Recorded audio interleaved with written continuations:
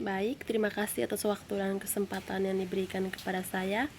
Perkenalkan, nama lengkap saya Hilda Tasina Claudia Januar, NIM 1803030 164, kelas D, semester 6, jurusan Sosiologi, Fakultas Ilmu Sosial dan Ilmu Politik, Universitas Nusa Tenggara Kupang. Baik, pada kesempatan kali ini saya akan mempresentasikan hasil ujian tengah semester saya mengenai latar belakang dan tinjauan pustaka dari penelitian dari proposal yang akan saya teliti nanti. Baik, langsung saja. Yang pertama, mengenai latar belakang. Corona adalah salah satu jenis virus yang menyerang sistem pernapasan manusia. Virus corona ini dapat menyebabkan gangguan ringan pada sistem pernapasan, infeksi pada paru-paru yang berat hingga pada kematian. Virus corona bisa menyerang siapa saja, seperti lansia, orang dewasa, anak-anak, bayi termasuk juga ibu hamil. Virus corona pertama kali ditemukan di Pasar Huanein, Kota Wuhan, Cina pada akhir Desember 2019. Virus ini menyebar sangat cepat ke berbagai negara di dunia termasuk Indonesia dan telah memakan banyak korban jiwa. Munculnya virus ini mengubah seluruh tatanan kehidupan masyarakat dalam waktu singkat. Perubahan kehidupan masyarakat terjadi di berbagai aspek, mulai dari aspek ekonomi, pendidikan, sosial budaya, bahkan aspek agama. Secara sosiologis, COVID-19 telah menyebabkan perubahan sosial yang tidak direncanakan. Artinya, perubahan yang terjadi tidak dikehendaki kehadirannya oleh masyarakat. Hal ini membuat masyarakat yang belum siap menerima perubahan akibat pandemi ini tentunya dapat menggoyahkan nilai dan norma sosial yang telah dianut oleh masyarakat selama ini. Memang pada dasarnya manusia dalam kehidupannya akan selalu mengalami perubahan. COVID-19 membawa dampak kepada seluruh masyarakat. Masyarakat dipaksa untuk beradaptasi dengan perubahan sosial yang terjadi. Kehidupan manusia tentunya akan berubah drastis dari sebelum munculnya COVID-19. Adapun seorang pemikir dan ahli sejarah yaitu Yuval Noah Harari dalam tulisan artikelnya berjudul The World After Coronavirus mengatakan bahwa badai pasti berlalu, manusia mampu bertahan, namun dunia yang kita tempati akan sangat berbeda dengan dunia sebelumnya. Semua aktivitas atau kegiatan yang dilakukan oleh masyarakat di masa seperti ini harus sesuai dengan protokol kesehatan. Ini bukanlah persoalan yang biasa saja.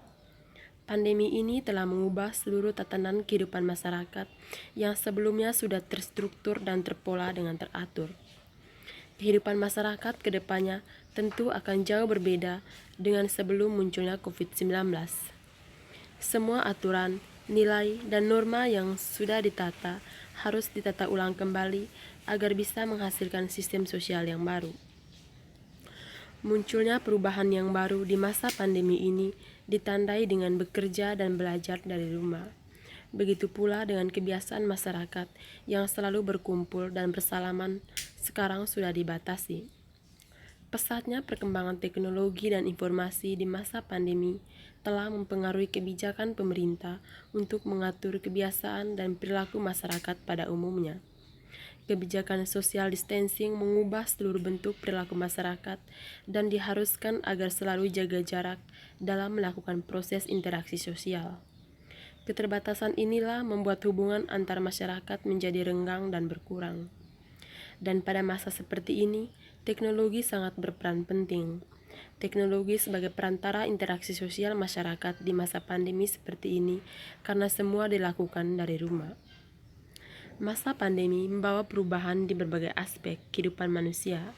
Berdasarkan hasil survei sosial penduduk dampak COVID-19 yang dilakukan oleh Badan Pusat Statistik atau BPS tahun 2020, diketahui bahwa sekitar 72% responden yang selalu atau teratur menjaga jarak fisik dalam seminggu terakhir.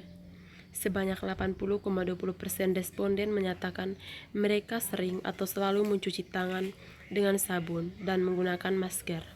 82,52% responden selalu menghindari transportasi umum, dan sebanyak 42% responden mengaku mengalami peningkatan aktivitas belanja online selama COVID-19. Mengantisipasi dan mengurangi penyebaran virus corona dapat dilakukan dengan berbagai upaya pencegahan. Pemerintah telah melakukan kebijakan yaitu work from home dan social distancing, dengan dibatasi aktivitas keluar rumah, belajar dari rumah, bekerja dari rumah, bahkan kegiatan ibadah pun dilakukan dari rumah masing-masing. Di masa pandemi seperti ini, masyarakat harus menjaga kebersihan lingkungan, memanfaatkan air bersih, dan selalu menjaga imun tubuh agar tetap stabil. Karena jika imun tubuh tidak stabil akan sangat mudah terserang virus, dan selalu berolahraga agar menjaga kebugaran tubuh. Adapun upaya yang dilakukan untuk mencegah penyebaran COVID-19 yaitu dengan sering mencuci tangan dengan sabun atau cairan antiseptik, menerapkan etika batuk dan bersin secara teratur, menghindari menyentuh wajah dengan tangan, menjaga jarak, menggunakan masker, menghindari kontak langsung, serta melakukan pekerjaan dari rumah. Bertolak dari permasalahan yang terurai dahulu, dengan adanya fenomena tersebut yang mendorong peneliti untuk melakukan penelitian dengan judul Upaya Pencegahan Penyebaran Virus Corona di RT 16 RW 6 Kelurahan Oesapa, Kecamatan Kelapa Lima, Kabupaten Kota Kupang, Provinsi Nusa Tenggara Timur. Yang kedua, tinjauan pustaka. Beberapa literatur yang relevan terhadap masalah objek penelitian ini dapat dilihat di bawah ini. Yang pertama, penelitian tahun 2020 tentang strategi pemerintah desa dalam pencegahan penyebaran virus corona di Desa Makobang, Kecamatan Modo Inding, Kabupaten Minahasa Selatan.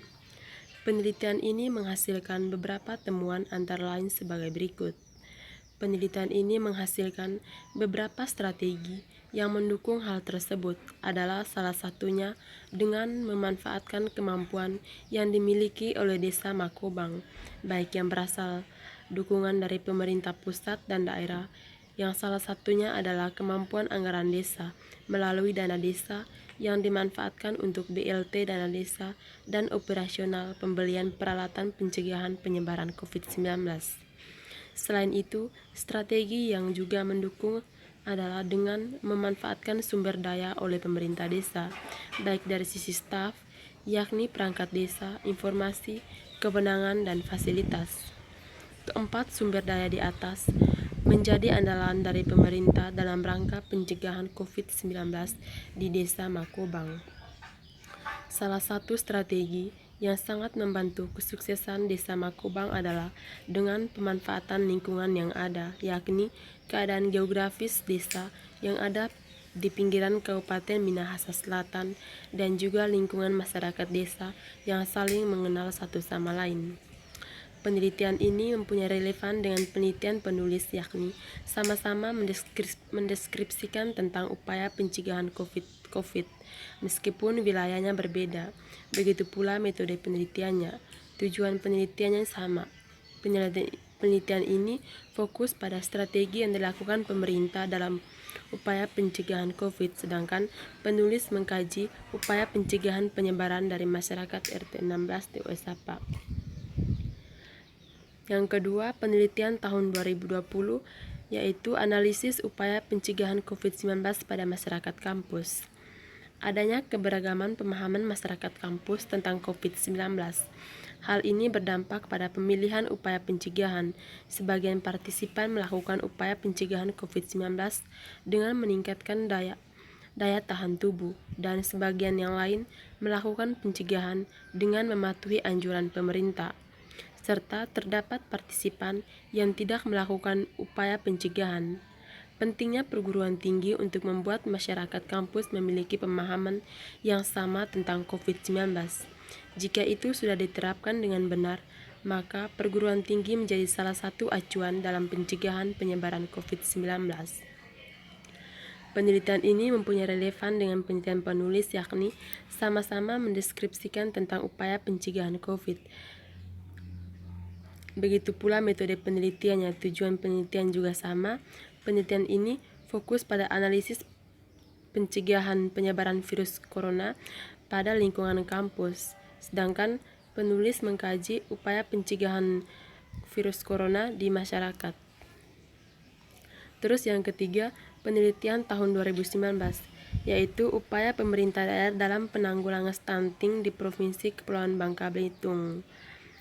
Kerangka intervensi yang dilakukan oleh pemerintah Indonesia yaitu intervensi gizi spesifik dan gizi sensitif. Pemerintah Indonesia mengeluarkan intervensi ini untuk penurunan stunting agar dapat membantu masyarakat mencegah dan mengurangi angka stunting. Program gizi spesifik dilakukan dengan Pusat Kesehatan Masyarakat atau Puskesmas dan Pos Pelayanan Terpadu atau Posyandu. Tenaga kesehatan harus memperhatikan kesehatan ibu hamil seperti dengan cara memberikan susu kepada ibu hamil, biskuit ibu hamil, dan bubur sun untuk ibu hamil agar dapat meningkatkan gizi bagi ibu dan balitanya, memberikan kelambu agar terhindar gigitan nyamuk malaria, dan memberikan obat cacing. Dalam penelitian kasus ini, peneliti menggunakan metode penelitian kualitatif. Metode pengumpulan data dilakukan melalui wawancara mendalam dan diskusi kelompok terfokus. Penelitian ini mempunyai relevan dengan penelitian penulis, yakni dari sama-sama mendeskripsikan tentang upaya pencegahan, meskipun dari aspek subjeknya berbeda, yaitu peneliti terdahulu menjelaskan upaya pemerintah dalam penanggulangan stunting, sedangkan penulis mengkaji tentang upaya pencegahan penyebaran COVID-19. Tujuan penelitian sama, yaitu sama-sama mendeskripsikan bagaimana upaya yang dilakukan untuk mencegah. Tempat dan waktu penelitian juga berbeda dan metode penelitian yang digunakan juga berbeda. Baik, itu saja hasil presentasi saya mengenai ujian tengah semester saya dari mata kuliah metode penelitian sosial kualitatif. Terima kasih, selamat siang.